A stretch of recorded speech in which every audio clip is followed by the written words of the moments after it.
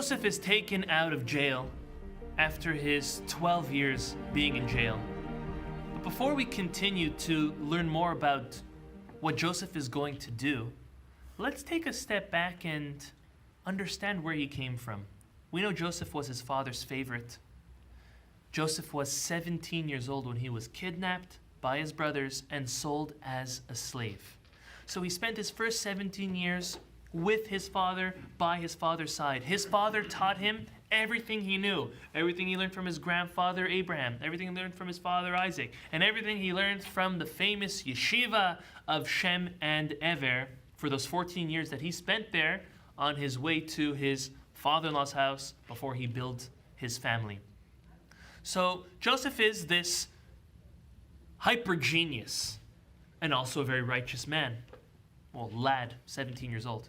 He gets sold and he finds himself in a new world. He finds himself in Egypt and he is bought by Potiphar. Potiphar, different interpretations, who and what his position and his rank actually was in Egypt. He was definitely an aristocrat. He was definitely a high level and important individual. Some say that, according to Rashi, that he was the head chef or slaughterer of animals for Pharaoh and the palace and all the great noblemen. Others, specifically Onkelos, explains that Potiphar was actually the head of, or the person in charge of anyone who deserved capital punishment. That was who he was. Sar ha-tabachim. Tabachim could be translated as the butcher or the butcher, right? So that's exactly who he was. Nevertheless, a very important individual. Joseph, at the age of 17, finds himself at the bottom. He walks in at janitor level, and he climbs his way up in importance and responsibility to being in charge of his whole household, his business matters, his home matters. As the Torah says, Potiphar says, everything is yours except for my bed, which is a nice way to say, except for my wife. And that's how it was. The problem is Potiphar was not a very good individual. He actually didn't pay the best respect and attention to his wife. Namely, he was a homosexual, according to most opinions. And Potiphar's wife started to develop an attraction towards this young, good-looking, wise, powerful kid, 17 years old. And she got him in a lot of trouble. She was looking for the trouble. Joseph wasn't looking for the trouble, but it got him in trouble. Joseph spent only 12 months in Potiphar's house before the scandal Potiphar's wife pulled off and got him, ended up in jail. In jail, he spent 10 years and then another 2. The reason for those other 2 years is because he put his faith at his level in the butler's hands. He told the butler on his way out, please don't forget to mention me to Pharaoh. Don't forget me. And because of that, he was sentenced to an additional 2 years in jail. So if we do the math, he was 17 plus another year at Potiphar, that's 18. Plus another 10, that is 28, and then another 2 years to make it a total of 12 years in jail. Joseph is standing at 30 years old in front of the most powerful human being in the world at that time, Pharaoh. And he stood there, and he is brought to him. He is shaved and garmented to a nobleman, and he's brought to interpret Pharaoh's dream. And he does so.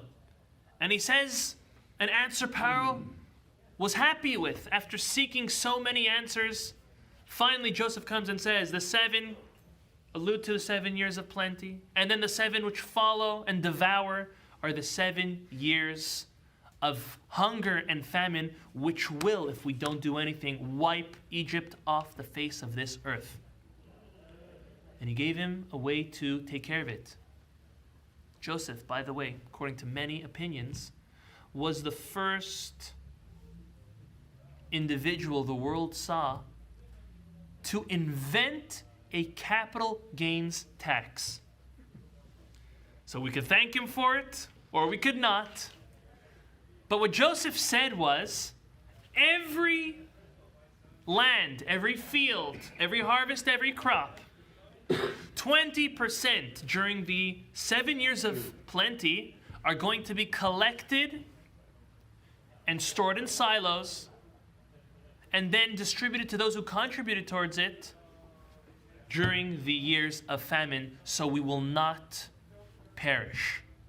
Anyone who didn't contribute, especially outsiders or visitors or people in other countries, came to buy. And anyone who couldn't buy became slaves. And this was the beginning of Egypt's stronghold in slavery, because people who came, whether locals or from abroad, who did not contribute and did not have money to buy food, they sold themselves as slave for food. And then even after the famine was over, they then remained slaves, because they wouldn't have stayed alive, they wouldn't have continued to live if they would not have been fed that food.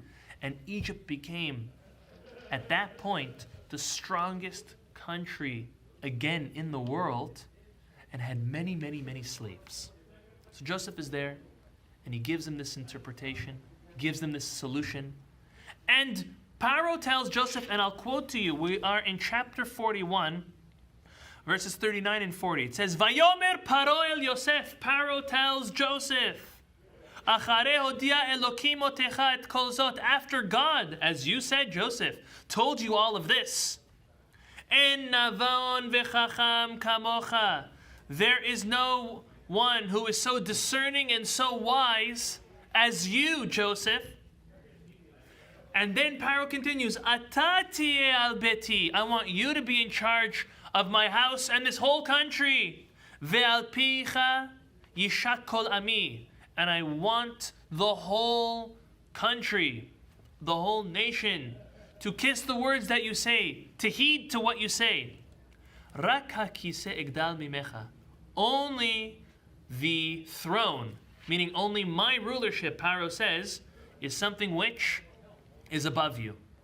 The whole country, the strongest country in the world, was given to Joseph to do as he pleases, for it to be most successful, and everything was given to him except for Paro's throne himself. Deja vu, no? 12 years prior, 13 years prior, the same was given to him in Potiphar's house. And Joseph accepted. Joseph got married. Joseph did the work he had to do for those next 7 years before meeting his brothers. If we stop one moment, as the Zera Shimshon does, and says, look at Joseph. Joseph did something wrong. He did 3 things which were wrong, which brought him to where he is today. One of those 3 things was that he told his father about the way his brothers treated the children of the 2 slaves, of Bilhah and Zilpah. He said 3 nasty things that his brothers were doing to his father. And the reason why he was sold as a slave was as a punishment for him speaking not nice about the way his brothers treated his brothers, which were the children of the slaves, Zilpah and Bilhah's children. So the 6 children of Leah were not treating nicely the 4 children, the 2 and 2 of the maidservants. And because of that, his punishment was that he would be sold as a slave. The Zera Shimshon says, 1 second. If his punishment was to be sold as a slave, why was his reward afterwards overwhelmingly strong? It seems like there's a disconnect between the punishment and then the future reward. Meaning, if Joseph was punished to be a slave, and then he would do teshuvah, he would repent, so let him get the gift of freedom, but not the gift of being the second most powerful human being in the world, being the second to king, being the viceroy. There's a disconnect. So he did something wrong, he was sold as a slave, and now he's the most powerful person? How does that make sense? Zera Shimshon wants to know. So listen to his answer. He says that whatever happened to Joseph was a sample of what's going to happen to the Jewish people in the future. Not only Joseph, the same with Abraham, the same with Isaac, the same with Jacob, and with Joseph as well. Joseph was sent into exile. He was sold as a slave.